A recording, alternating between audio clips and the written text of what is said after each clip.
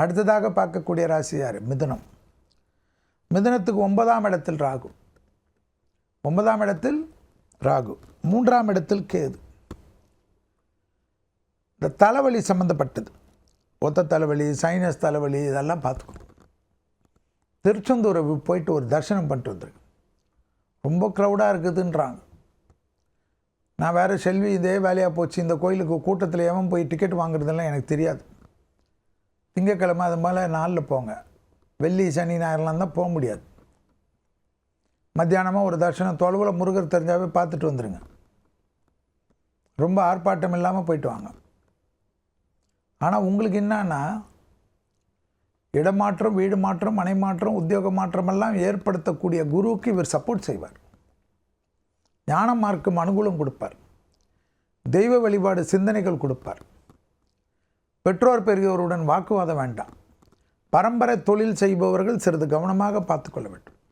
வேறு ஏதாவது profession changes கிடைச்சா ஓடிடணும். அதே போல் ரொம்ப நாளாக இருப்பீங்க, ட்ரான்ஸ்ஃபர் இல்லை, ஒரு பயணம் இல்லை, வேறு நாட்டுக்கு போக முடியல, வேறு இதுக்கு போக முடியலன்னா மாற்றி கொடுப்பார். ஆச்சரியமாக இருக்கும். பிள்ளைகளுடைய அனுகூலம், பிள்ளைகளுடைய படிப்பு, உத்தியோகம், தொழில், வியாபாரத்தில் அனுகூலமான காலகட்டம். துணை அல்லது துணைவியாருடைய நீண்ட நாள் கனவுகளை நிறைவேற்றி வைப்பீங்க. ஒரு வருஷம் ராகுவை குரு பார்க்குறது எல்லா விதத்திலையும் ஏற்றத்தை கொடுப்பார். பரம்பரையாக ஏதாவது சொத்தில் பிரச்சனை வந்திருக்கும், அதை இது செய்யலாம், இடித்து கட்டலாம், அப்படி பண்ணலாம், புதுக்கலாம், அதில் ஷேர் ஷெட்டில் ஆக மாட்டேங்குது, கூட்டாளி பார்ட்னர்ஸோட தொந்தரவாக இருக்குது, எல்லாம் மாறும். அதெல்லாம் போனால் அது போகாதா? டப்புன்னு நல்லது நடக்கும்.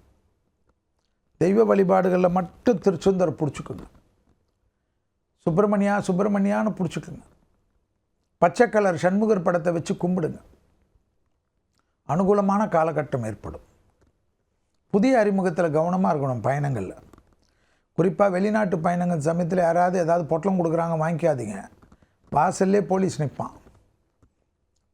நிற்பார்கள். ஸோ கவனமாக இருந்துக்கு. அந்த ஒரு விஷயத்தில் மட்டும் சட்ட சிக்கல் வராமல் பார்த்துக்கு.